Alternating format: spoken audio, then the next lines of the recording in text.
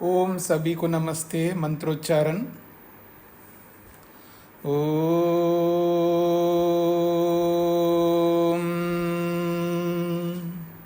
सहना भवतु सहनौ भुनक्तु सह वीर्यं करवावहै तेजस्विनावधीतमस्तु मा विद्विषावहै।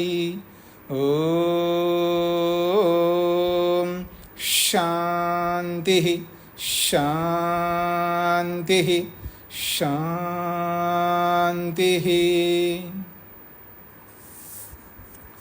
सांख्य दर्शन की कक्षा संख्या 9 है। प्रथम अध्याय के 11वें सूत्र तक हमने विचार किया है। आत्मा के बंधन को लेकर के चर्चा हुई। आत्मा स्वभाव से बंधन में रहता है अथवा नैमित्तिक से, किसी निमित्त से। नैमित्तिक कहते हैं किसी न किसी निमित्त से। निमित्त जिस वस्तु के साथ जुड़ जाता है उसको नैमित्तिक कहते हैं। जैसे आत्मा के पास में बहुत सारे गुण हैं। आत्मा में कुछ गुण ऐसे हैं जो स्वाभाविक है, यानी उसी आत्मा के अपने गुण हैं, और कुछ गुण ऐसे होते हैं जो किसी निमित्त से प्राप्त होते हैं, उसको नैमित्तिक गुण कहते हैं। जैसे आत्मा में तृष्णा है, तृष्णा करना, अभिलाषा करना, तमन्ना रखना, ये तृष्णा जो है आत्मा का गुण है। और आत्मा के अंदर अविद्या है तो वो अविद्या गुण भी आत्मा का है। ऐसे बहुत सारे गुण हैं जो निमित्त से प्राप्त होते हैं। जैसे कि वस्त्र है, मेरा वस्त्र जो है ये आपको जिस कलर में दिखाई दे रहा है, ये जो इसका जो ये रंग है ये नैमित्तिक गुण है इस वस्त्र का। और इस वस्त्र का स्वाभाविक गुण क्या है? श्वेतत्व है।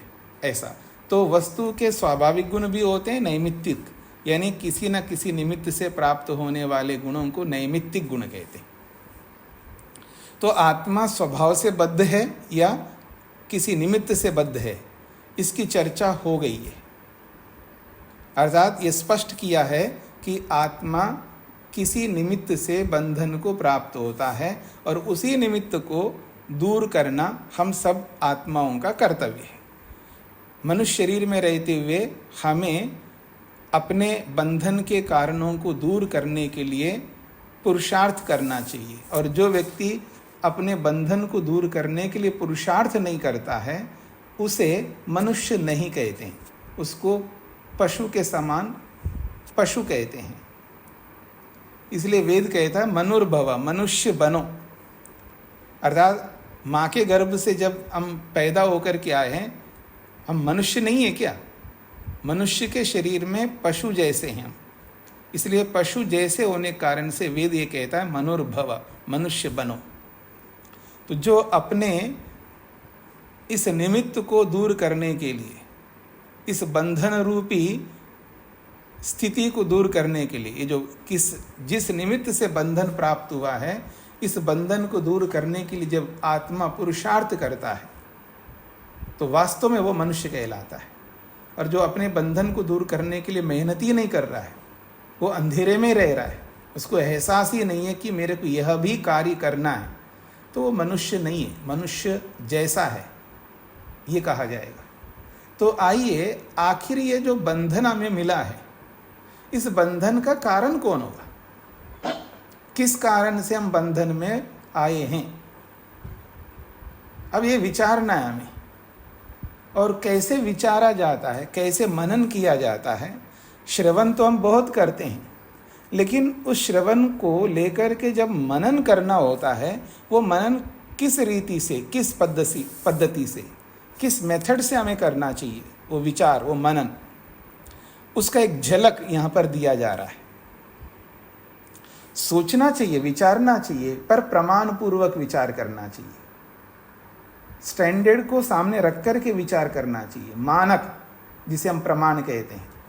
तो प्रमाण पूर्वक जब विचार करते हैं उसी को मनन किया जाता है। मनमर्जी कुछ भी मैंने ऐसा सोचा इसलिए मैं ऐसा करूँगा, मैंने ऐसा सोचा मैं इसलिए ऐसा चलूँगा, मैंने ऐसा सोचा है, मेरे को अच्छा लगता है, मेरी मर्जी है, मेरे को जिसमें अच्छा लगता है मैं वही करूँगा। तो ये सोच, ऐसा विचार, ऐसा मनन घातक है, अर्थात बंधन को दूर करने वाला नहीं है। हमारा विचार, हमारा सोच, हमारा मनन बंधन को दूर करने वाला होना चाहिए। तो उसका एक झलक यहाँ पर दिखाया जा रहा है कि आखिर आत्मा कैसे बंधन में आता है। तो आइए पृष्ठ संख्या यहाँ पर 22 है, 12वें सूत्र की भूमिका के रूप में 2 पंक्तियाँ हैं। अस्तु तर्हि निमित्ततो बद्धस्य जीवात्मनो मोक्षोपदेशः कस्मात् निमित्तात् खलु स बद्ध इति। अस्तु तर्हि, अच्छा हम मान लेते हैं जी, क्या मान लेते हैं? निमित्ततः बद्धस्य जीवात्मना मोक्षोपदेशः। हाँ, हम मान लेते हैं किसी निमित्त से बंधन में आए हुए जीवात्मा को मोक्षोपदेश, मोक्ष का उपदेश किया जाता है। इस बात को हम स्वीकार करते हैं। ये प्रश्नकर्ता अब स्वीकार कर रहा है सिद्धांती के इस बात को, लेकिन वो कहता है कस्मात् निमित्तात् खलु स बद्ध। लेकिन हम ये आपसे प्रश्न करना चाहते हैं कि कस्मात् निमित्तात्, किस निमित्त से, किस कारण से, किस रीजन से, खलु निश्चित रूप से, सह वो जीवात्मा बद्ध बंधन को प्राप्त होता है। इति, इस बात को लेकर के युक्ति प्रयुक्ति भी ही मीमांस्यते, युक्ति प्रयुक्तियों से मीमांस्यते, विचार किया जाता है। यानी युक्तियों को ध्यान में रख करके, युक्ति सामने रखते हुए और प्रयुक्ति विशेष युक्तियों को सामने रखते हुए मीमांस्यते, मीमांसा की जाती है। मीमांसा कहते हैं विचारणा। तो युक्ति प्रयुक्ति भी, युक्ति और प्रयुक्तियों से उसके बंधन को लेकर के मीमांस्यते, विचार किया जाता है। सा एषा मीमांसा, सा एषा मीमांसा, मीमांसा स्त्रीलिंग में है। मीमांसा जो शब्द है वो स्त्रीलिंग में है। देखिए, लिंग जो है 2 प्रकार से प्रयुक्त होते हैं। एक तो शब्दों के लिंग होते हैं, जो शब्द होते हैं उन शब्दों के लिंग होते हैं। अमुक शब्द पुल्लिंग में है, अमुक शब्द स्त्रीलिंग में, और अमुक शब्द नपुंसक लिंग में।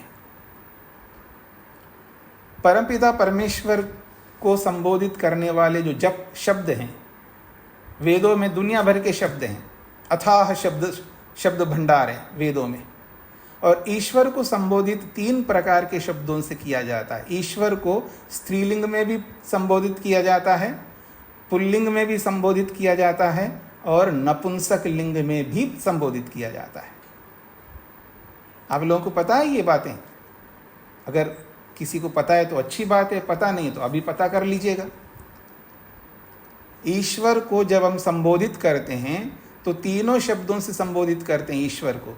ईश्वर को नपुंसक लिंग में भी संबोधित करेंगे, ईश्वर को पुल्लिंग शब्द से भी संबोधित करेंगे, और स्त्रीलिंग शब्द से भी संबोधित करेंगे। अच्छा जी, अगर आपको नपुंसक लिंग में संबोधित किया जाए तो बड़ा दुख हो जाएगा, आपको कष्ट हो जाएगा। क्यों जी? या किसी पुरुष व्यक्ति को स्त्रीलिंग से संबोधित किया जाए उसको भी कष्ट होगा, और किसी स्त्री को अगर पुल्लिंग से संबोधित किया जाए तो उसको भी कष्ट हो जाएगा। पर ईश्वर को कोई कष्ट नहीं होता है। उसको आप स्त्रीलिंग में संबोधित करो या नपुंसक लिंग में संबोधित करो या पुल्लिंग में संबोधित करो। और जिसको कष्ट होता है शब्दों से, याद रखना, दुनिया में सबसे ज़्यादा मनुष्य एक ऐसा प्राणी है जो शब्दों से बहुत दुखी होता है। और शब्दों को सुनकर के, चाहे वो सास बोले, चाहे बहू बोले, या गुरु बोले या शिष्य बोले, या पड़ोसी बोले या शत्रु बोले या मित्र बोले, इन शब्दों को सुनकर के जो भी दुखी होता है और जीवन भर उसको याद रखता है, उसके दिल से, उसके मन से वो शब्द निकलता नहीं तो समझ लेना उसकी मुक्ति कभी नहीं होगी, समझ लेना उसको कभी ईश्वर का दर्शन नहीं होगा। चलो अब मंजूर है आपको? मतलब आप जो दुखी होते हैं शब्दों को लेकर के, किसी ना किसी के शब्दों को लेकर के, आप इतनी बड़ी भूल क्यों करना चाहते हैं अपने जीवन में कि केवल शब्द के कारण से मैं ईश्वर के दर्शन से वंचित हो जाऊं? हाँ जी, केवल शब्द के कारण से, अनीता जी, केवल शब्द के कारण से। हाँ, कितना बड़ा सुकून मिलता है जब आदमी को, जब ये बोध हो जाता है शब्द मेरे को कुछ भी बिगाड़ नहीं सकते। शब्द का अर्थ है उत्पन्न होना और समाप्त होना। शब्द उत्पन्न होता है और नष्ट हो जाता है, और वो शब्द मेरे को कुछ भी नहीं कर सकता है। मुझे आत्मा में एंट्री करके मेरे को कोई कष्ट नहीं दे सकता शब्द। वैसे आप बहुत पढ़ते रहते, नैनम छिंदन्ति शस्त्राणि नैनम दहति पावक न चैनम क्लेदयन्त्यापो न शोषयति मारुतः। बहुत पढ़ते रहते हैं आप लोग। ये पढ़ाई लिखाई कहाँ जा रही है आपकी? जब आत्मा को शस्त्र काट नहीं सकते, पानी गीला नहीं कर सकता, अग्नि जो है उसको जला नहीं सकती, वायु सुखा नहीं सकती, ये कुछ भी कुछ नहीं कर सकते। आफ्टर ऑल ये शब्द क्या कर लेंगे आपकी आत्मा को? क्यों परेशान होते हो? कितना बड़ा भारी दुखी होता है आदमी, देखिएगा। मतलब कितना अज्ञानी है ये आदमी, मतलब कितनी कम जानकार है व्यक्ति, कितना कम जानता है व्यक्ति। वैसे अपने आप को आई नो एवरीथिंग, मैं सब जानता हूँ, मेरे को बताने की जरूरत नहीं है, ऐसे बोलता रहता है। लेकिन उसको पता नहीं कितना भारी अज्ञान से ग्रस्त है व्यक्ति, कितना दुखी होता रहता है। शब्द तो शब्द है, पैदा होते समाप्त होते हैं। आपको चाहे पुल्लिंग में बोले, स्त्रीलिंग में बोले, नपुंसकलिंग में बोले, आपको तू कह करके बोले या तुम कह करके बोले, क्या फर्क पड़ता है? शब्द है वो, कुछ नहीं होगा। तो आइए यहां पर सा एषा मीमांसा, वह ये जो मीमांसा, ये जो विचार है, किसको लेकर के विचार किया जा रहा है? जीवात्मा यदि बंधन को प्राप्त होता है, किस निमित्त से, किस कारण से बंधन को प्राप्त होता है, इस बात को, इस विचार को कतिपय ही सूत्रैः प्रवर्त्यते, कुछ सूत्रों को लेकर के विचार किया जाता है। तत्र प्रथमम काल विषये, सबसे पहले काल को लेकर के विचार किया जाता है। देखिए, विचार कहने की एक झलक, एक शैली दिखाया जा रहा है, कैसे विचार करना चाहिए व्यक्ति को। तो काल के विषय में विचार किया जा रहा है। 12वां सूत्र है, न काल योगतो व्यापिनो नित्यस्य सर्व संबंधत्वात्। सूत्रकार कहना चाहते हैं, अगर कोई ये सोचे काल ने मेरे को परेशान कर रखा। कितने लोग हैं दुनिया में, अरे क्या करे जी, आजकल तो कलयुग है, इस कलयुग ने मेरे को बहुत परेशान कर रखा है। कलयुग है आजकल, मतलब उसको ये परेशानी हो रही है क्योंकि वो कलयुग में है, इसलिए कलयुग अच्छा नहीं है। तो काल से बहुत दुखी होता है व्यक्ति। थोड़ा आप एहसास करिए, काल से, काल का मतलब टाइम, समय। ये मनुष्य घड़ी है, ये आदमी मेरे को क्यों दिखाई दिया इस समय? मैं अच्छा भला काम करने के लिए जा रहा हूं, ये सामने आ गया, ये मनुष्य आदमी है। मतलब कितना दुखी होता है आदमी काल को लेकर के, समय को लेकर के, बहुत दुखी होता है। तो कहा जा रहा है, न काल योगतः, काल कारण नहीं बन सकता बंधन के पीछे। आखिर ये बंधन है क्या जी? दुख है और कुछ नहीं है। बंधन से आत्मा को दुख मिलता है। अर्थात सूत्रकार ये कहना चाहते हैं, मनुष्य के जीवन में काल कभी भी दुख का कारण नहीं बनेगा। चिंता मत करना, ये चिंता कभी मत करना कि काल कभी आपको दुख देने के लिए नहीं है। और ये भी याद रखना, दुनिया में काल से जितना सुख मिल सकता है उतना सुख ले नहीं पाता है आदमी। बहुत सुख देता है काल, और परमात्मा ने काल की जो व्यवस्था की है ये केवल केवल केवल सुख पहुंचाने के लिए व्यवस्था की है। यानी काल बनाया परमात्मा ने, काल की जो व्यवस्था है ये केवल आत्मा को सुख देने के लिए है। आत्मा को दुख देने के लिए काल की व्यवस्था नहीं की है परमात्मा ने। इसलिए कह रहे हैं न काल योगतः, कह रहे हैं काल संबंधात स जीवात्मा न बद्ध। भाष्यकार कह रहे हैं काल संबंधात, काल के संबंध से स जीवात्मा, वह जो जीवात्मा है, न बद्ध, वो बंधन में नहीं आया काल के कारण से। काल निमित्त को बंधो न जीवात्मनः, और उसी बात को स्पष्ट किया, काल निमित्त का, काल के कारण से जीवात्मनः न बंध, जीवात्मा को बंधन नहीं हुआ है। अर्थात काल ने जीवात्मा को बंधन में धकेला हो, ऐसा बिल्कुल नहीं। यतः, क्यों क्यों काल ने नहीं बांधा है? तो कह रहे हैं व्यापिना नित्यस्य सर्व संबंधात, कालस्तु व्यापी नित्यश्च, काल जो है व्यापी है, काल जो है सर्वव्यापक है। व्यापी का मतलब है व्यापक है, सब जगह रहने वाला है काल।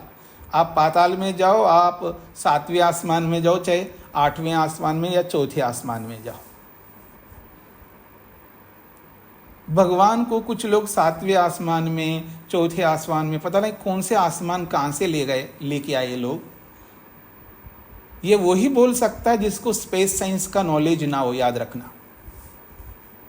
जिसको स्पेस साइंस का, खगोल विद्या का बोध नहीं है, वही इन बातों को स्वीकार करेगा,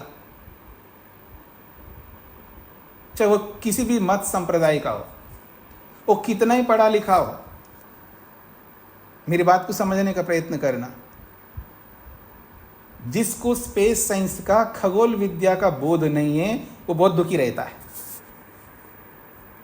विद्या एक ऐसी चीज है आत्मा को मात्र सुख देने वाली है, और अविद्या एक ऐसी चीज है आत्मा को सदा दुख देती है। जहां अविद्या वहां दुख, और जहां विद्या वहां सुख। तो खगोल विद्या ये कह रही है, स्पेस साइंस ये कहता है कि कोई ऊपर नीचे होता ही नहीं, कोई भी वस्तु ऊपर नीचे है ही नहीं है। जब हम धरती में खड़े होकर के चंद्रमा को देखते हैं तो ऊपर दिखाई देता है हमको। मैं अक्सर लोगों को थोड़ा समझने के लिए, उनको समझाने के लिए कई बार प्रश्न पूछता हूँ। अच्छा आप बताइए कि जब आपको चंद्रमा में ले जा करके खड़ा कर दिया जाए, हाँ जी डॉक्टर सरिता जी, आपको चंद्रमा के ऊपर ले जाके खड़ा कर दिया जाए और चंद्रमा में खड़े होकर के जब धरती को आप देखोगे तो धरती आपको कहाँ दिखेगी? तो अक्सर लोग ये बोला करते हैं, जिनको स्पेस साइंस का नॉलेज नहीं होता है, तो धरती नीचे दिखाई देगी, ऐसा बोलते हैं। क्योंकि हम धरती पर खड़े हो गए तो चंद्रमा को देखा तो ऊपर दिखाई दिया। उसको क्या समझ में आता है, जब चंद्रमा ऊपर है, जब मैं ऊपर जाऊंगा चंद्रमा के ऊपर, फिर चंद्रमा में खड़ा हो जाऊंगा, फिर धरती को देखूंगा तो नीचे देखना पड़ेगा, धरती नीचे दिखाई देगी, ऐसा उसको लगता है। पर एक्चुअल में ऐसा नहीं है। जब चंद्रमा में खड़े होकर के देखेंगे तो धरती भी ऊपर दिखाई देगी।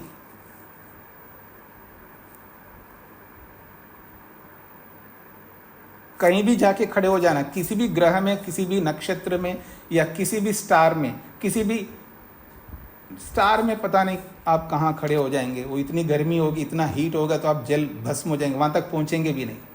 सूर्य के पास तो आप जा ही नहीं सकती शरीर में रहते हुए। हाँ, मुक्ति में रह करके तो आप कहीं भी जा सकते हो। सूर्य के नाभि में जाकर, एग्जैक्ट बिल्कुल नाभि में जाकर के, आज साइंटिस्ट जो है वहाँ हीट कितना % है वो अनुमान से बताते हैं, और मुक्तात्मा एग्जैक्ट प्रत्यक्ष अनुभव करेगा यहाँ इतनी गर्मी है। हाँ जी, ये जो ऊपर नीचे क्यों दिखाई देता पता है? देखिए छोटी सी बात है, आप बुरा मत मानना, बुरा मानो भी तो मेरा कौन सा बुरा होने का है। जैसे दूरी होती है ना, दूरी, देखिए मेरी 2 उंगलियां हैं, इसका स्पेस बढ़ता जाएगा बढ़ता जाएगा, तो आपको सीधे ऐसे दिखाई दे रहे हैं। और जब स्पेस बढ़ता जाएगा, इतना स्पेस बढ़ता जाएगा ना, तो ये जो है ना ऐसे होता जाएगा, ऐसे होता जाएगा। जितनी दूरी बढ़ेगी ना वो उतना ऊपर चला जाएगा। वो दूरी बढ़ने के कारण से ऐसा हो जाता है। केवल इतनी सी बात है, साधारण गणित है ये, बिल्कुल बच्चों वाली गणित है ये। जैसे जैसे दूरी बढ़ती है वो स्पेस इतना बढ़ गया है ना, इसलिए वो ऊपर दिखाई देता है, क्योंकि दूरी के कारण से वस्तु ऊपर दिखाई देती है, क्योंकि सब कुछ स्पेस में है, कोई ऊपर नीचे नहीं है, सब कुछ अवकाश में है। थोड़ा सा आप वैशेषिक दर्शन पढ़ेंगे ना इस दर्शन के बाद में, तो आपको पता चलेगा कि दुनिया है क्या है, कैसी है दुनिया। वैसे जो आप में से जो साइंस पढ़ने वाले होंगे, पढ़ रहे होंगे, या पढ़ाया होगा या पढ़ चुके होंगे, उनको पता होगा, लेकिन फिर भी हम भारतीय दर्शनों के माध्यम से समझने का एक अलग ही सुख होता है। तो ये जो बात कही जा रही है, काल, कालस्तु व्यापी है, व्यापक है काल, सब जगह रहता है काल। चाहे आप मुक्ति में जाओ तो भी काल होगा, दुनिया के किसी भी कोने में आप जाओगे तो काल वहाँ आपको मिल जाएगा। बिना काल के हम जी नहीं सकते। काल जितना सुख दे रहा है हमको, कल्पना नहीं कर सकता आदमी।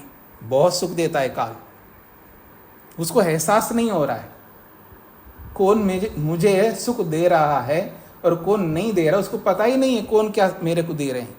बहुत सुख देता है काल, कभी बताऊंगा काल को लेकर के। तो ये काल क्या है? व्यापी, व्यापक है, और नित्यश्च, ये नित्य भी है। सच सर्वै सदा संबध्यते, सच वह जो काल है, सर्वै सबके साथ, कोई ऐसी वस्तु नहीं है जिसके साथ में वो सदा संबध्यते, हमेशा जुड़ा रहता है। दुनिया में कोई ऐसी वस्तु नहीं है जिसके साथ काल जुड़ा हुआ ना हो। व्यापिनः सर्व संबंधवतः पदार्थात् खलु विमोक्षानुपत्ति। कह रहे हैं व्यापिनः सर्व संबंधवतः, जो व्यापक सबके साथ संबंध रखने वाला जो पदार्थ रूपी काल है, उस काल का विमोक्षानुपत्ति, उस काल से छुटकारा कभी किसी को नहीं मिलेगा। व्यापिनः सर्व संबंधवतः, जो व्यापक सबके साथ जुड़ा रहने वाला ये जो काल है, इस काल का, इस काल रूपी पदार्थात, इस काल रूपी पदार्थ से, खलु निश्चित रूप से, विमोक्ष अनुपत्ति, काल से मुक्ति कभी किसी को नहीं मिलेगी। बंधन से मुक्ति जरूर मिल सकती है यदि आप, मैंने, सबने मेहनत किया है तो। बंधन से मुक्ति तो अवश्य मिलेगी, लेकिन काल से मुक्ति कभी नहीं मिल सकती। आप, ऐसा काल है ये तो ऐसा काल है जैसे आप, मैं, हम सब ईश्वर से कभी दूर नहीं हो सकते। क्यों भला? क्योंकि ईश्वर व्यापक है, व्यापक वस्तु है, तो उससे छुटकारा हमको मिल ही नहीं सकता। आप कहीं भी जाओ ईश्वर पाएंगे आप। तदे जति तन्नई जति, तद्दूरे तद्वंतिके, तदंतरस्य सर्वस्य, तदु सर्वस्यास्य बाह्यता। वो सब जगह है, कहीं भी नहीं जा सकते आप। ईश्वर से आप हट करके कहीं नहीं जा सकते, वो व्यापक है। जैसे ईश्वर से आपको छुटकारा नहीं मिलेगा, ऐसे ही काल से छुटकारा नहीं मिल सकता। नित्यश्च सह नहीं सो अनित्यो यत् कदाचित तेन सह संबंधो भवति कदाचित न इति अपि न। कहते हैं नित्यश्च सह, वो जो काल है वो नित्य है। नहीं सो अनित्य, वो काल अनित्य नहीं है। कभी काल आपके साथ जुड़ गया और कभी नहीं जुड़ता हो, ऐसा नहीं है, वो अनित्य नहीं है। अर्थात यत् कदाचित तेन सह संबंध, कभी आपके साथ उस काल का संबंध हो जाता है, और कदाचित न, और कभी आपके साथ काल का कोई संबंध नहीं होगा, इत्यपि न, ऐसा कभी नहीं हो सकता। तस्मात्, इसीलिए कहा जा रहा है काल निमित्त तो बंधो न। जीवात्मा का बंधन काल के कारण से बिल्कुल नहीं है। यतः ततो ताम विमोक्षानुपत्ते, क्योंकि उस काल से कभी मुक्ति न होने के कारण से, काल से मुक्ति कभी नहीं हो सकती। इसलिए काल ने हमें बांधा नहीं है। इसलिए काल को लेकर के कभी परेशान मत होना। बहुत परेशान होता है काल को लेकर के। आजकल जो है ना, ये मेरे को पता नहीं कभी ये नुकसान हो रहा है, कभी ये, वो समय ठीक नहीं है। आजकल मेरा टाइम ठीक नहीं चल रहा है जी, मैं बहुत परेशान हूँ। आजकल मेरा समय ठीक नहीं चल रहा है, अर्थात आजकल काल के साथ मेरा 36 का आंकड़ा है जी। आजकल समय ठीक नहीं है, बहुत परेशान होता है आदमी, बहुत दुखी होता है काल को लेकर के। उसको ये पता नहीं है काल बना ही सुख देने के लिए, उसको सुख देना ही आता है। काल एक बहुत बड़ा देवता है हमारे लिए, परमात्मा का एक बहुत बड़ा उपकार है हम पर। उसका उपकार तो बहुत है, लेकिन काल बनाकर कितना उपकार किया परमात्मा ने हम पर कि काल से जितना सुख मिल रहा है, सुख बस लेते जाओ, काल कभी दुख नहीं दे सकता। बस उस काल को समझना होगा। इसलिए काल ने आत्मा को बंधन में नहीं पहुंचाया, इस 12वें सूत्र में स्पष्ट किया है। तो काल कारण होगा बंधन का, हो सकता है जी, पर कारण लाए नहीं आप। क्यों बंधन का कारण होता है, इसने कारण सहित बताया। तो जब विचार करेंगे तो कारण सहित, प्रमाण सहित विचार करना होता है। किसी पर विचार करो आप, चाहे सास को लेकर के विचार करो, या बहू को लेकर के, या बेटे या बेटी को, या पड़ोसी, किसी को लेकर के आप विचार करो। क्यों परेशान होते रहते हो? ऐसे मन घड़ंत कल्पनाएं मन अपने आप में कर करके परेशान क्यों होते हो? पहले प्रमाणों को सामने रखो, किस कारण से ऐसा हुआ है आपके साथ में। जब इन्वेस्टिगेट करोगे, जब प्रमाण सामने आ जाएंगे, तब अपने आप समझ में आ जाएगा ना। बिना प्रमाणों के विचार करके, मन मर्जी से विचार करके, अपनी कल्पना से कुछ भी मान ले और मान करके दुखी होते रहना, ऐसा कभी नहीं करना। तो इसलिए यहाँ स्पष्ट कर दिया है, काल कारण नहीं है बंधन का। अगला विषय, अच्छा काल कारण नहीं तो देश विषय है, देश को लेकर के विचार करते हैं। क्या स्थान, देश का अर्थ होता है स्थान, कभी किसी स्थान ने आपको बांध के रखा होगा, और स्थान को लेकर के भी बाद में बहुत दुखी रहता है जी। जब से मैं आया हूं ना कि बहुत परेशान रह रहा हूँ, बहुत मेरे को हानि हो रही है, बहुत ऐसा गलत हो रहा है मेरे जीवन के, ये घर ठीक नहीं लग रहा है मेरे को, यहाँ ठीक नहीं, ये स्थान अच्छा नहीं है, ये जो यहाँ जो आया हूँ ना, ये जगह अच्छा नहीं, ये गांव अच्छा नहीं, ये शहर अच्छा नहीं, ये स्थान ही बेकार है मेरे लिए। बहुत परेशान होता रहता है स्थान को लेकर के व्यक्ति। तो देश विषय को लेकर के, स्थान को लेकर के विचार किया जा रहा है कि स्थान से भी बहुत परेशान रहता है। अगर मैं आपका पिटारा खोलूँ ना, आप किन किन कारणों से दुखी रहते हो, तो आप सिर पकड़ लोगे, अच्छा मैं इतना गया गुजरा हूँ क्या, इतना दुखी रहता हूँ क्या? आदमी को ये भी नहीं पता है मैं कितना दुखी हूँ। जब उसको ये भी एहसास हो जाए ना, मैं इतना दुखों में गिरा हुआ हूँ, इतने दुखों में गिरा हूँ, इतने सारी चीज़ें हैं मेरे को दुख दे रही है, तो वो सिर पीट लेगा। तब उसको एहसास होगा, मुझ जैसा दुनिया में मूर्ख और कोई नहीं हो सकता है। पूरी दुनिया में मेरा जैसा मूर्ख तो नहीं दिख सकता आपको। उसको अपनी मूर्खता की पराकाष्ठा दिखाई देगी, और ये दिखाई देना चाहिए। वही व्यक्ति मुक्ति के लिए मेहनत कर पाएगा, नहीं तो अपने अहंकार में रह करके वो मुक्ति के लिए कभी मेहनत नहीं करेगा। उसको एहसास होना चाहिए मैं कितना दुखी हूँ और कौन कौन मेरे को दुखी कर रहे हैं। तो ऐसे ही स्थान भी बहुत दुख दे रहा है, ऐसा उसको लग रहा है, पर कभी भी स्थान दुख नहीं देता है। तो कह रहे हैं न देश योगतो अप्यस्मात्, न देश योगतोप्यस्मात्। अलग करूंगा शब्दों को, तो न देश योगतः अपि अस्मात्, न देश योगतः अपि अस्मात्। तो कह रहे हैं देशो अत्र आकाश देशः, देश से आकाश का एक देश लिया जा रहा है, यानी आकाश का एक छोटा सा अंश लिया जा रहा है। क्योंकि देश जो है वैसे अपने आप में आप देखेंगे, देश अलग से कोई जैसे कोई पदार्थ होता है जिसको आप चीज़ द्रव्य कहते हैं, वैसा द्रव्य कुछ नहीं है। देखिए दुनिया में दो प्रकार की वस्तुएं होती है, एक तो जिसका एग्जिस्टेंस वास्तव में होता है, जिसका अस्तित्व वास्तव में होता है। जैसे दुनिया जो दिखाई दे रही है हमको, इसका अस्तित्व, इसका एग्जिस्टेंस है। सूर्य चंद्र नक्षत्रीय पदार्थ है, दिखाई दे रहे हैं हमको, प्रत्यक्ष हो रहे हैं। लेकिन कुछ ऐसी वस्तुएं होती है जिनका कोई ऐसा एग्जिस्टेंस नहीं होता है। इनको शास्त्रकार ने, दर्शनकारों ने व्यवहारिक द्रव्य के नाम से बोलते हैं। व्यवहारिक द्रव्य, ये व्यवहार के लिए द्रव्य है, वैसा कोई द्रव्य नहीं है, वैसी कोई वस्तु नहीं है।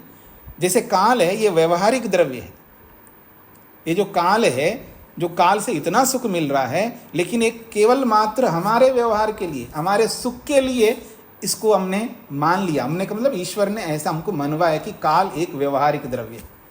अपने आप में देखा जाए इसका कोई ऐसा अस्तित्व नहीं है, इसको व्यवहारिक द्रव्य कहते हैं। मात्र व्यवहार के लिए वो द्रव्य है। अगर उस व्यवहार को हटा के देखेंगे तो वो कुछ नहीं है। काल का कोई अपने आप में अस्तित्व नहीं है। ऐसे देश, और देश से यहाँ पर आकाश लिया जा रहा है। देशो अत्र आकाश देशा, यह देश से आकाश का एक देश है। आकाश रूप देश संबंधादपि, आकाश रूप देश संबंधादपि, आकाश रूपी देश के संबंध से भी न जीवात्मा बद्ध, जीवात्मा बंधन को प्राप्त नहीं होता है। अर्थात आकाश ने जीवात्मा को बंधन में नहीं पहुंचाया, आकाश के कारण से जीवात्मा बंधन को प्राप्त कभी नहीं होता। आकाश होता क्या है जी? स्पेस, इट मीन्स खाली अवस्था, खाली कुछ नहीं है। जहाँ कुछ नहीं है ना, जिसको आप अवकाश कहते हैं, खाली कहते हैं, अर्थात वस्तु रहित स्थिति, वही आकाश है। तो आकाश रूपी देश के संबंध से जीवात्मा बंधन को प्राप्त नहीं होता है। यदि आकाश देशात् तस्य विमोक्षोपदेश स्यात्, क्योंकि आकाश ने इसको बंधन में डाला है, इसलिए उस आकाश से इसका विमोक्ष हो जाए और उसके लिए मोक्ष का उपदेश किया हो। आकाश से मुक्ति पा सकूं, ऐसा कोई उपदेश शास्त्र में नहीं है। आकाश से मुक्ति पाने की लिए कोई चेष्टा नहीं करना होता है, और आकाश से मुक्ति पाने का कोई उपदेश शास्त्रों में नहीं है। ये बात कही जा रही है। कुतः, क्यों? क्यों ऐसा है? पूर्वोक्तादेव हेतु व्यापिनो नित्यस्य ही आकाश देशस्य, पूर्वोक्त हेतु से ही, जो हेतु काल को लेकर के किया है, वही हेतु यहाँ पर लागू होगा। हेतु का मतलब रीजन, जिस रीजन से, जिस कारण से काल को लेकर के बताया गया है, उसी रीजन से यहाँ पर समझ लेना चाहिए। इसलिए कहा पूर्वोक्ताद एव हेतु, पहले कहे गए हुए 12वें सूत्र में जो हेतु दिया है, जो कारण बताया है, उसी हेतु से यहाँ पर समझ लेना चाहिए। क्या हेतु है? व्यापिनः नित्यस्य ही आकाश देशस्य, आकाश भी व्यापक है और वो नित्य है। जैसे काल व्यापक है, वो नित्य है, काल व्यापक है, वो नित्य है, ऐसे ही आकाश भी व्यापक है। आप दुनिया के किसी भी कोने में, इस सृष्टि के, इस ब्रह्मांड के किसी भी कोने में जाओ, आप आकाश पाएंगे वहां पर। इसलिए आकाश भी व्यापक है और नित्य है। नहीं व्यापिनो नित्यात् स्यात् विमोक्ष कदाचित, जो भी वस्तु व्यापक होती है और नित्य होती है, उससे कभी भी मोक्ष नहीं हो सकता, उससे छुटकारा कभी नहीं हो सकता। चाहे आप मुक्ति में जाओ, चाहे बंधन में रहो, आकाश से छुटकारा नहीं मिलेगा आपको, क्योंकि वो नित्य है, व्यापक है। व्यापक वस्तुएं जितने भी हैं, उनसे कभी भी आपको छुटकारा नहीं मिलेगी। वैसे मोटी भाषा में लोग बोला करते, देखो जी 3 पदार्थ हैं, नित्य, आत्मा, परमात्मा और सत्वरस्तम। हाँ, नित्य 3 हैं, लेकिन उनके साथ में भी काल भी नित्य है, आकाश भी नित्य से, और भी बहुत सारे पदार्थ हैं नित्य। और विशेषकर जब आप वैशेषिक पढ़ेंगे ना, तो आपको समझ में आ जाएगा कि और कितने प्रकार के नित्य होते हैं।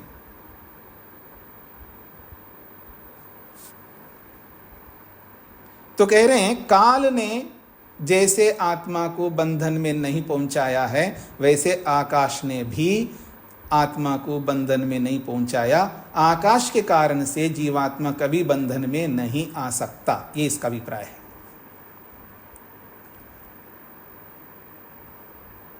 अब अगली बात को लेकर के बोला जा रहा है अवस्था विषये। अच्छा, किसी अवस्था ने आपको बंधन में डाला होगा, तो कह रहे न अवस्था तो देह धर्मत्वात् तस्याह, अवस्था के कारण से भी जीवात्मा बंधन को प्राप्त नहीं होता। अवस्था किसको कहते हैं कि बहुत सरल, आप सब समझते हैं। तो भाष्यकार कहते हैं बाल्य यौवन वार्धक्य अवस्था तो न जीवात्मा बद्ध। बाल्यावस्था होती है, यौवन अवस्था होती है, और वार्धक्य वृद्ध अवस्था होती है। ये मोटे तौर पर यहाँ 3 अवस्थाएं बताई हैं, लेकिन वैसे बहुत सारी अवस्थाएं होती है। बाल्यावस्था होती है, आप लोग किशोर अवस्था कहते हैं, किशोर अवस्था भी एक होती है, फिर युवा अवस्था होती है, फिर प्रौढ़ अवस्था होती है, फिर वृद्ध अवस्था होती है। अब ये हमारी मर्जी है, हम उन अवस्थाओं को कितने भेद प्रभेद कर लें। ये विवक्षा से होता है। सामान्य विवक्षा से तो बाल्यावस्था, यौवनावस्था और वृद्धावस्था है, और थोड़ा सा इसको व्यापक करेंगे तो बाल्यावस्था, किशोरावस्था, फिर युवावस्था, फिर प्रौढ़ावस्था, फिर वृद्धावस्था, फिर इसको भी और व्यापक करेंगे तो और भी कितनी आप बना सकते हैं। विवक्षा से होता है। तो भली को कितनी भी अवस्थाएं हो, जो बाल्यावस्था हो, युवावस्था हो या वृद्धावस्था हो, इन अवस्थाओं ने जीवात्मा को बंधन में नहीं पहुंचाया। ऐसा आप कैसे कह सकते हैं इन अवस्थाओं ने पहुंचाया नहीं? कुतः, कैसे? तो उत्तर दे रहे हैं, तस्या बाल्यादि रूपाया अवस्थाया खलु देह धर्मत्वा। ये जो बाल्यावस्था, युवावस्था, वृद्धावस्था, ये जो अवस्थाएं, ये खलु, ये निश्चित रूप से ये सारी अवस्थाएं देह धर्मत्वाद, ये शरीर के धर्म है। क्योंकि शरीर रहेगा तभी तो ये अवस्थाएं रहेंगी। तो शरीर धर्मत्वाद, देह कहते हैं शरीर को, तो देह धर्मत्वाद, ये सारी अवस्थाएं शरीर के धर्म हैं। देय ही बाल्यादि अवस्था परिणामों अवतिष्ठते। शरीर में ही बाल्य आदि अवस्थाएं जो है ये विद्यमान रहती हैं। और देहश्च प्राप्यते बंधनानंतरम, और शरीर जो प्राप्त होता है बंधन के बाद मिलता है। जब आत्मा बंधन में आता है तब शरीर मिलता है। यानी पहले बंधन में आता है, उसके बाद शरीर प्राप्त होता है। कह रहे हैं देहश्च प्राप्यते, शरीर प्राप्त होता है बंधन अनंतरम, बंधन के बाद में शरीर मिलता है। तस्मात् तथा कृत्वा अपि मोक्षोपदेशो अनवसरः। तस्मात्, इसलिए इन अवस्थाओं को मान करके भी मोक्षोपदेश करने का कोई अवसर नहीं बनता। क्योंकि अवस्थाओं ने इनको बांध के रखा है, इसलिए इन अवस्थाओं से छुटकारा पाना चाहिए। ऐसा मोक्ष का कोई उपदेश नहीं है। अवस्थाओं ने नहीं बांधा है आत्मा को, ये इसका अभिप्राय है। स्पष्ट हो गया होगा। आगे बढ़ता हूं मैं। पुनश्च, पुनश्च मतलब और एक बात है, इसी अवस्थाओं को लेकर के, इस शरीर को लेकर के और विशेष बात कही जा रही है। पुनश्च एक और बात कहना चाहते हैं। क्या? असंगो अयम पुरुषः इति। अयम पुरुषः, ये जो पुरुष है ये तो आत्मा है। पुरुष का अर्थ है यहाँ पर आत्मा। अयम खलु देहात भिन्न आत्मा। अयम, ये जो आत्मा है ये निश्चित रूप से देहात भिन्न, ये शरीर से बिल्कुल अलग है। असंगो देह धर्मात् अवस्था परिणामात् असंसक्त इति हेतोश्च। क्योंकि ये जो आत्मा है ये असंग है। किससे? देह धर्मात्, शरीर के धर्मों से आत्मा बिल्कुल अलग है। तो देह धर्मात् अवस्था परिणामात्, देह धर्म से, देह रूपी इन अवस्था रूपी परिणामों से असंसक्ता, बिल्कुल दूर है, अलग है। इति हेतु, इस कारण से। तथा च, ऐसा ही और शास्त्रों में कहा है। बृहदारण्यक उपनिषद का यहाँ पर उद्धरण दिया है। असंगो ही अयम पुरुषः। ये जो पुरुष आत्मा है असंग है। थोड़ा असंग को समझने का प्रयत्न करते हैं जी। संग और असंग क्या होता है? जिन्होंने योग दर्शन पढ़ा है उनको अच्छी तरह समझ में आ जाएगा ये असंग क्या होता है। जीवात्मा के लिए महर्षि वेदव्यास जी ने योग दर्शन में कुछ बातें कही जीवात्मा को लेकर के। चिति शक्ति अपरिणामिनी, अप्रतिसंक्रमा, दर्शित विषया, शुद्धा च अनंता च, ये जीवात्मा की विशेषताएं बताई वहां पर योग में। जिन्होंने योग पढ़ा है उनको याद आ रहा होगा। योग दर्शन के पहले पाद के दूसरे सूत्र में ये बोला गया है। योगश्चित्त वृत्ति निरोधा, इस सूत्र में महर्षि वेदव्यास जी ने जीवात्मा को लेकर के कुछ बात कही है। जीवात्मा का क्या स्वरूप है? जीवात्मा का स्वरूप बताया वहां पर। चिति शक्ति अपरिणामिनी, चिति शक्ति परिणामी नहीं है, अर्थात चिति शक्ति जीवात्मा को कहते हैं, चेतन शक्ति को चिति शक्ति कहते हैं। वो अपरिणामी है, अर्थात उसमें परिवर्तन नहीं होता, उसमें चेंजेस नहीं आते हैं, बदलाव नहीं आ सकते जीवात्मा में। अपरिणामी का अर्थ है अप्रतिसंक्रमा। अप्रतिसंक्रमा का अर्थ है कि वो किसी भी वस्तु के साथ घुल मिल नहीं सकता। जीवात्मा कैसा है? वो किसी भी और वस्तु के साथ घुल मिल नहीं सकता। जैसे मोटी भाषा में कहूँ, जैसे चीनी दूध में घुल मिल जाती है, जैसे पानी दूध में घुल मिल जाती है, पता ही नहीं लगता है ये पानी में दूध है या दूध में पानी है। क्यों जी? पता ही नहीं लगता कैसे दूध और पानी घुल मिल जाते हैं, जैसे चीनी और पानी घुल मिल जाते हैं। तो जैसे भौतिक वस्तुएं जैसे घुल मिल जाती हैं, ऐसे जीवात्मा किसी भी वस्तु के साथ घुल मिल नहीं सकता। अरे जड़ चेतन, जड़ पदार्थ, नॉन लिविंग थिंग को छोड़ दीजिएगा, लिविंग बीइंग चेतन भी दूसरे चेतन के साथ घुल मिल नहीं सकता। ये घुल मिलना समझ गए जी आप? इस घुल मिलने को ही यहां पर असंग कहा है।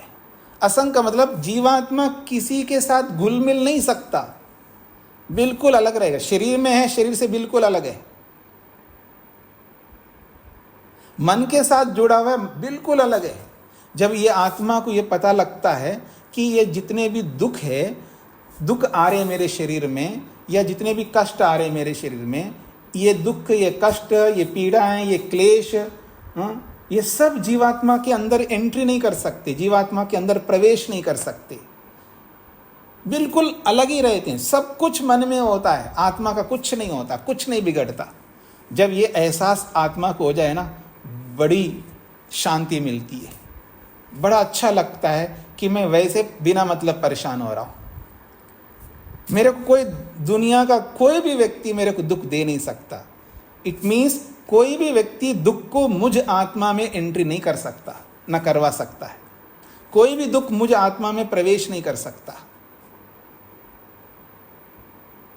पता नहीं आपको कितना समझ में आ रहा होगा, मैं तो बोलता जा रहा हूँ बिना मतलब। क्यों जी? समझ में आ रहा है आपको? नहीं आ रहा है? अगर आ रहा होता ना तो आप दुखी नहीं रहते, परेशान नहीं रहते, आप दुखी बहुत रहते हैं। इसलिए अभी समझ में नहीं आएगा आपको। समझ में तब आया मानूंगा जब आप दुखी नहीं होते, परेशान नहीं होते, चिंता नहीं करते, स्ट्रेस में नहीं रहते।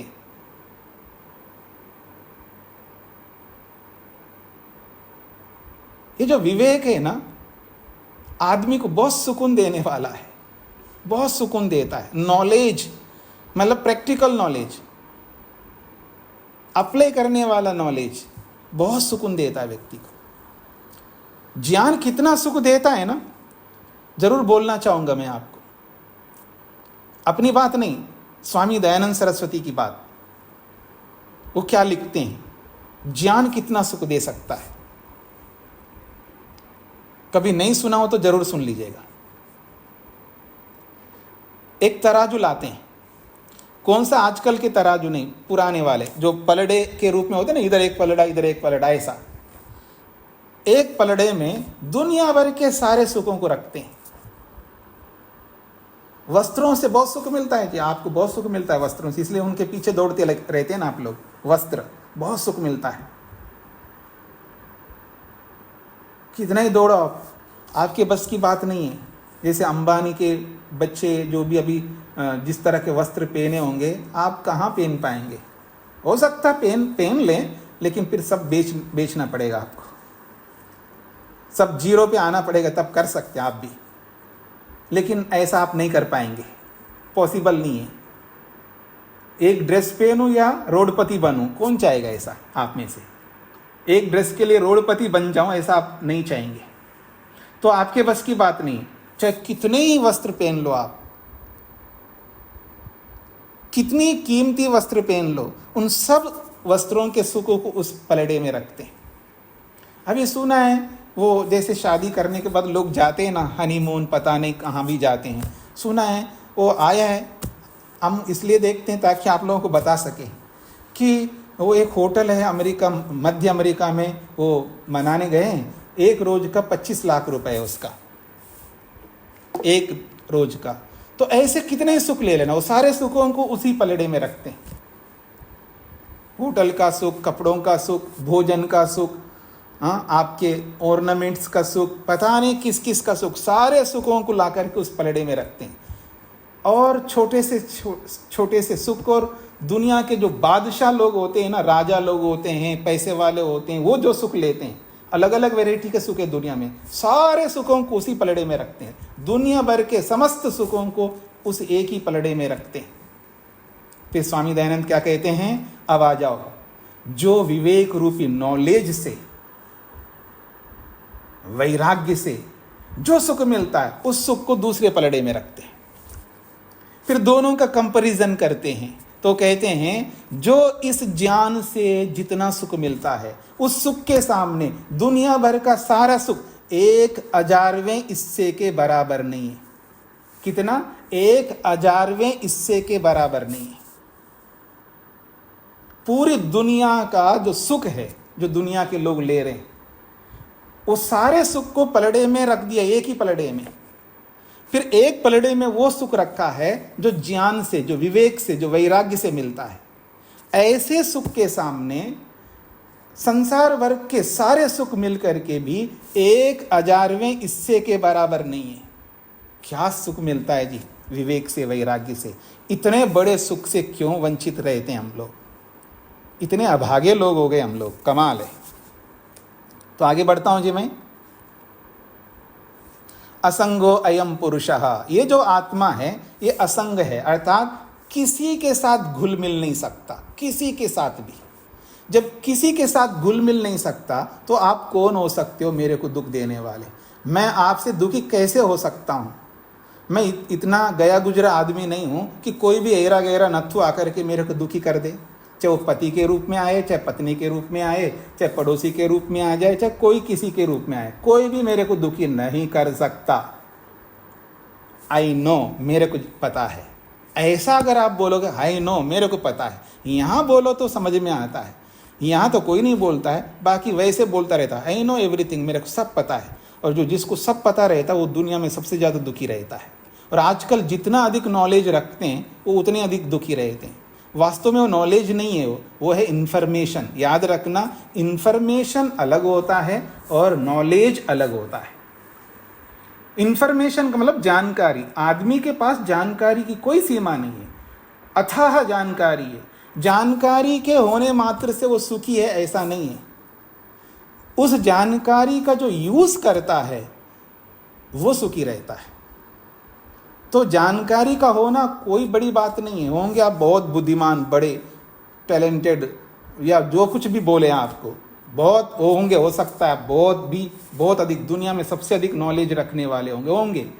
यदि आप या कोई भी, मैं भी क्यों ना हो, कोई भी दुनिया में सब बराबर है, यहाँ पर सब बराबर है। यहाँ पर यदि उस इंफॉर्मेशन का यूज नहीं करेंगे हम लोग, तो हम जैसे अज्ञानी मूर्ख और कोई नहीं हो सकता, और कोई नहीं हो सकता। तो इसलिए ये बहुत बड़ी बात है। असंगो अयम पुरुषा, जीवात्मा कभी भी किसी में संग नहीं होता, अर्थात किसी से चिपका नहीं रह सकता, किसी में घुल मिल नहीं सकता। अर्थात जीवात्मा में कुछ भी आकर के उसको दुखी नहीं कर सकता। अगर ये नॉलेज को अप्लाई करेंगे हम लोग, इतना दुखी रहेंगे। ठीक है, शरीर में रहता हूँ इसलिए शरीर में दुख होता है, और उस दुख के कारण से उसको देख करके मैं बर्दाश्त नहीं कर सकता।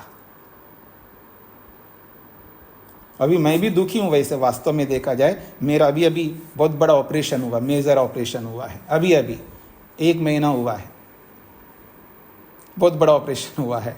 मेरे को बहुत दुख मिला है, मतलब शरीर के कारण से दुखी रहा हूँ, अभी भी दुखी हूँ, अभी भी मेरे को दर्द होता है। अभी दर्द पूरा दूर होने में टाइम लगेगा।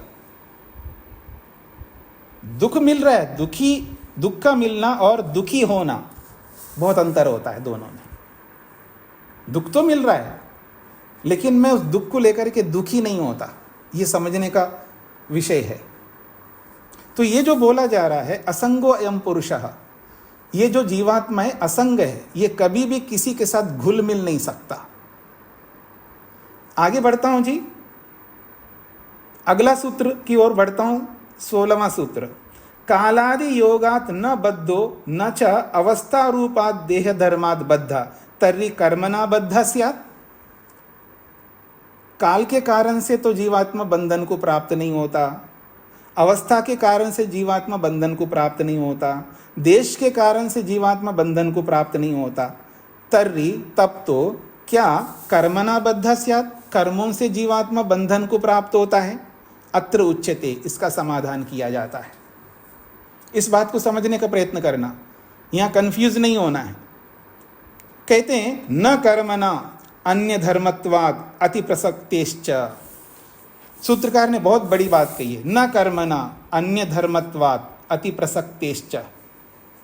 अत्र कर्म शब्देन करण वृत्तिर्गृह्यते। यहाँ कर्म शब्द से करणों का जो व्यापार है उसको लिया जाता है। करण कहते हैं साधनों को, जैसे ज्ञानेंद्रियां हैं ये करण कहलाती हैं, और कर्मेंद्रियां हैं ये भी करण कहलाती हैं। मन भी करण है, महतत्व रूपी बुद्धि भी करण है, अहंकार रूपी तत्व भी यहाँ करण है, ये सब करण कहलाते। करण का मतलब साधन। तो कह रहे हैं अत्र कर्म शब्दे ना, सूत्र में कर्म शब्द से करण वृत्ति ही गृह्यते। जो करण है, जो साधन है, उनकी जो वृत्ति, उनका जो व्यापार है उसको ग्रहण किया जाता है। अर्थात ये जो साधन जो व्यापार को प्राप्त होते हैं, क्रियान्वित होते हैं, उनको लिया जा रहा है। कर्म कार्यम व्यवहारः, कर्म कहो, कार्यम कहो और व्यवहार कहो, एक ही बात है। ये तीनों पर्यायवाची शब्द है। करण व्यवहारो दान आदान भाषणादि व्यवहार। तो करणों का क्या व्यवहार है, मतलब ये साधन क्या व्यवहार करते हैं, क्या व्यापार करते हैं। तो कुछ उदाहरण दिया है, जैसे दान देना एक व्यापार है करण का, आदान कुछ लेना, एक होता है देना और एक होता है लेना, और भाषण बोलना। इस प्रकार के बहुत सारे व्यापार हैं हम लोग करते हैं इन साधनों से। याद रखना जितने भी हम कर्म करते हैं ना, ये इन्हीं साधनों से करते हैं। या तो हम शरीर से कर्म करते हैं, और शरीर से कर्म करने का अभिप्राय है 5 कर्मेंद्रियां। याद रखना 5 कर्मेंद्रियां। 5 कर्मेंद्रियों में से 4 कर्मेंद्रियों को शारीरिक कर्म कहते हैं। समझने का प्रयत्न करिएगा। जिसको जब बोला जाता है शरीर से होने वाले कर्म, वो कौन से हैं, शरीर से कर्म कौन से करते हैं, और कर्म होता है कर्मेंद्रियों से। और उन 5 कर्मेंद्रियों में से एक कर्मेंद्रिय है जिसको हम वाणी कहते हैं, वाक, और एक कर्मेंद्रिय है जो हस्त, हाथ, और एक कर्मेंद्रिय है जो पाद, पांव। ये 3 हो गए ना, वाक, वाणी, हाथ 2 और पांव 3, और 2 गुप्तेंद्रियां हैं, मूत्रेंद्रिय और गुदा इंद्रिय। ये 5 कर्मेंद्रियां कहलाती हैं। और इन 5 कर्मेंद्रियों से हम कर्म करते हैं। और इन 5 कर्मेंद्रियों में से वाग इंद्रिय को, वाणी को हटा करके जो 4 प्रकार की कर्मेंद्रियां हैं, इनसे जब कर्म किया जाता है उनको कहते हैं शारीरिक कर्म, यानी शरीर से होने वाले कर्म। और जब वाणी से कर्म करते हैं उसको शारीरिक कर्म से अलग रख दिया, वो वाणी का कर्म माना जाता है। तो 2 प्रकार के कर्म हो गए, एक शारीरिक कर्म यानी 4 प्रकार के कर्म शरीर से होते हैं, एक प्रकार का कर्म वाणी से करते हैं, और एक और कर्म करते हैं जो मन से करते हैं, उसको मानसिक कर्म कहते हैं। तो मन, वचन और शरीर, यानी शरीर से होने वाले कर्म 4, वाणी से होने वाला कर्म 1 और मन से होने वाला कर्म 1। ऐसे 6 प्रकार के कर्म हैं। लेकिन मन से कितने वैरायटी के कर्म करते हैं, अनगिनत, अनकाउंटेबल, हम काउंट नहीं कर सकते, इतने वैरायटी के कर्म करते हैं हम मन से। ऐसे ही वाणी से अनकाउंटेबल प्रकार के कर्म करते हैं, और शरीर से भी ऐसे करते हैं। थोड़ा सा अंदाजा दूं जी कितने प्रकार के हो सकते हैं कर्म।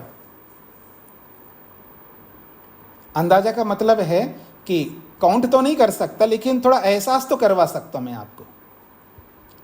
वैसे दुनिया में लोग बोला करते हैं 84 लाख योनियां हैं। कितनी योनियां हैं जी? 84 लाख योनियां हैं। मान लेते हैं थोड़ी, अभी तक किसी भी शास्त्र में हमने वेदों को टटोला है, और भी जितने ग्रंथ हमारे सामने आए हैं उनमें हमने टटोलने का प्रयास किया है, देखने का प्रयास किया है, लेकिन अभी तक हमें पकड़ में नहीं आए हैं कि ये 84 लाख योनियां कहाँ लिखा है।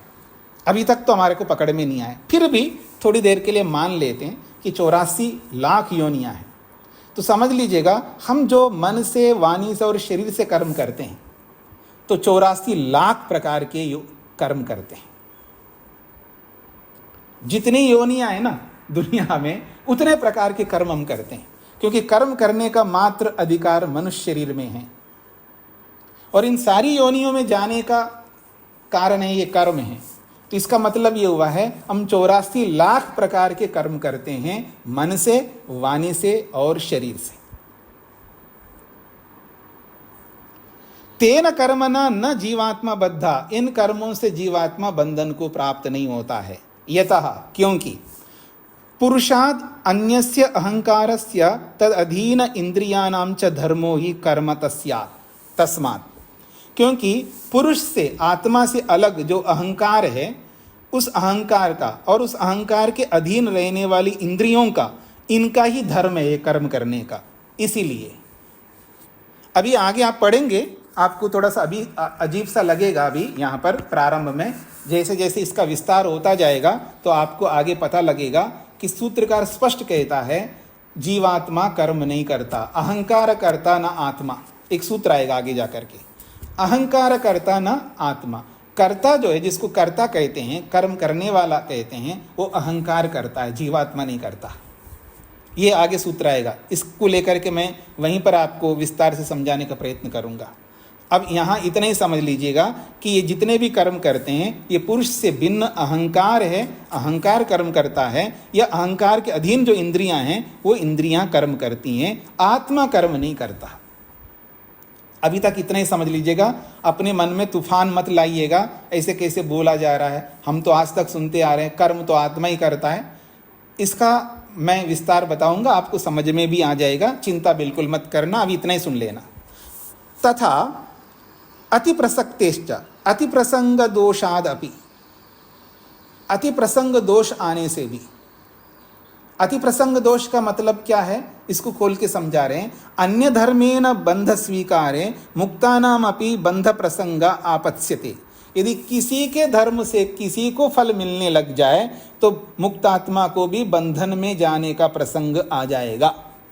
तत्र अन्य धर्मस्य बंध हेतुत्व सामान्यात्, क्योंकि अन्य का धर्म से अन्य को अगर बंधन प्राप्त होता हो तो फिर वहां पर भी मुक्तात्मा को भी प्राप्त हो सकता है, ये बात कही जा रही है। इसका विस्तार मैं आपको कल भी बताऊंगा, अभी पूरा नहीं हुआ, इसको समझने का प्रयत्न करना। यहाँ ये बात कही गई है, संक्षेप से तो अभी बता रहा हूँ, विस्तार कल कर दूंगा।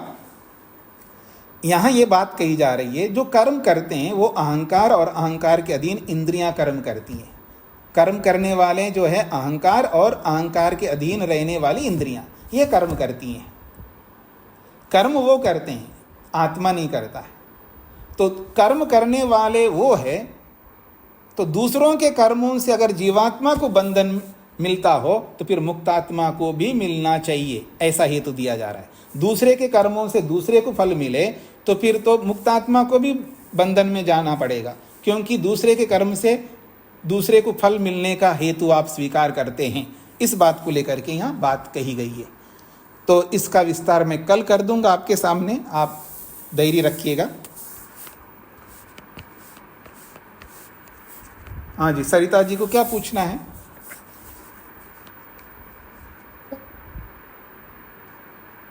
अच्छा, मधु जी को क्या पूछना है?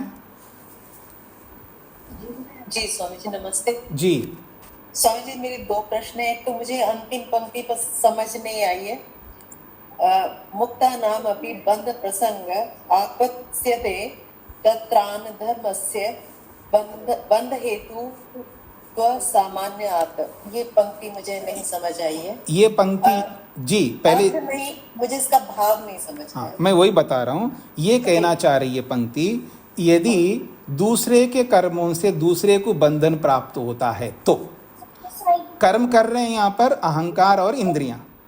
अच्छा, कर्म कर, यहाँ बोला जा रहा है सूत्र में, कर्म करने वाले जो है इंद्रियां हैं और अहंकार है जी। अगर अन्य के कर्मों से अन्य को बंधन प्राप्त होता है, कर्म किया तो अहंकार ने, कर्म किया तो इंद्रियां ने, और बंधन मिल रहा है जीवात्मा को, तो दूसरों के कारण से जीवात्मक अगर बंधन मिल रहा है, इस सिद्धांत को अगर मानोगे तो मुक्तात्माओं को भी बंधन में जाने का प्रसंग आएगा, क्योंकि मुक्तात्मा भी कर्म नहीं कर रहे हैं, तो दूसरों के कर्मों के कारण से मुक्तात्मा को भी बंधन मिल जाएगा, ऐसा दोष आएगा, ये कहना चाहता है प्रश्न करता है। लेकिन इसी में फिर एक और शंका उठती है कि जो इंद्रियां हैं ये तो जड़ है, ये काम इधर उधर नहीं जाना, इधर उधर नहीं जाना। इसका समाधान तो मैं बताऊंगा आगे जा करके। अच्छा, हाँ, अभी तो इतना ही समझना है जितना, पहले मेरी बात सुन लीजिए पूरी। अभी यहाँ जैसा प्रस्तुत किया जा रहा है, हम अपनी बुद्धि को इधर उधर ना ले जा करके। और एक सिद्धांत सबको समझना है, जब कोई व्यक्ति वक्ता जो बात कह रहा है उसी दायरे में रह करके उसकी बात अगर हम सुनेंगे तो हमको ईजिली समझ में आ जाएगा। हम अक्सर क्या करते हैं, उस दायरे में ना रह करके अपने दायरे में रह करके जो हमारा पहले का जो ज्ञान विज्ञान है, हमने जो पहले से पढ़ा हुआ है, जो जानकारी प्राप्त की है, उन सबको सामने रख करके उस जानकारी को, उस कॉन्सेप्ट को सामने रख करके सामने वाले की बात को सुनते हैं, इसलिए बहुत बड़ी परेशानी होती है। इसी बात को स्वामी दयानंद सरस्वती जी ने सत्यार्थ प्रकाश की भूमिका में स्पष्ट किया है। इस पुस्तक को, इस सत्यार्थ प्रकाश को तब पढ़ना जब जो आपका जो दिमाग है उस दिमाग को खाली कर दो पहले। अर्थात खाली करने का मतलब खाली नहीं करना है, मतलब जो बात लेखक कहना चाहता है केवल उसी दृष्टि से उसको सुनने का प्रयत्न करना, तो ईजिली समझ में आ जाएगा। तो यहाँ पर जो बात कहना चाहते हैं कि अहंकार करता है और अहंकार के अधीन रहने वाली इंद्रियां करता है, कर्म तो ये करते हैं। ये सांख्य दर्शन का सिद्धांत है। और इस सिद्धांत को ऐसा क्यों बोला है इसका विस्तार तो मैं बताऊंगा आगे जा करके। अब जितना बताए उतना ही आपको समझना है, इससे आपको कोई परेशानी नहीं होगी। जो आपकी मान्यता में कोई भेद नहीं आएगा, आपकी मान्यता बदलेगी नहीं है, आपकी मान्यता ज्यों का त्यों रहेगी, उसकी चिंता मत करना। केवल इतना ही कहना चाह रहे हैं, कर्म वास्तव में जीवात्मा नहीं करता है। ये आपने योग दर्शन में भी समझ लिया। जीवात्मा जिसको बोले ठल्ला बैठा, कुछ नहीं करता है, सब साधन करते हैं, बस ये केवल देखता रहता है। पढ़ा है ना आपने उसको, और मैं विस्तार करूंगा सबके सामने तो आपको समझ में आ जाएगा। समय आपका पूरा होता है। जिनके प्रश्न आज खड़े हैं वो लोग कल अवश्य पूछ लेंगे, फिर उसका समाधान कल करने का प्रयत्न करूंगा। स्वामी जी, एक सेकंड का प्रश्न है। एक आपने बताया अभी 84 लाख कर्म किए जाते हैं, तो मैं ये जानना चाह रही हूँ कि कितने समय में होते हैं? पूरे जीवन में, कुछ दिनों में, या ये तो मैं काउंट नहीं कर सकता। मैं सुबह से लेके अब तक, पहले सुन लीजिएगा, आपने प्रश्न तो पूछा तो उत्तर भी सुन लीजिएगा। मैं ये काउंट नहीं कर सकता कि सुबह से लेकर के रात तक, जब से मैं होश में रहता हूँ पूरे दिन में, शरीर से कितने कर्म करता हूँ, मैं वाणी से कितने कर्म करता हूँ और मन से कितने कर्म करता हूँ, मैं काउंट ही नहीं कर सकता। जब मैं काउंट एक दिन का नहीं कर सकता तो मैं आपको क्यों कर बता सकता हूँ कि कितने समय में इतने लाख प्रकार की योनियों का कर्म करेगा? मैं नहीं बता सकता। इतना बता सकता हूँ, जितनी भी योनि है वो सारे कर्म हम इसी शरीर में रहते हुए करते हैं, इतना बता सकता हूँ। जी, कल चर्चा करेंगे। जी, धन्यवाद स्वामी जी। ओम शांति शांति शांति।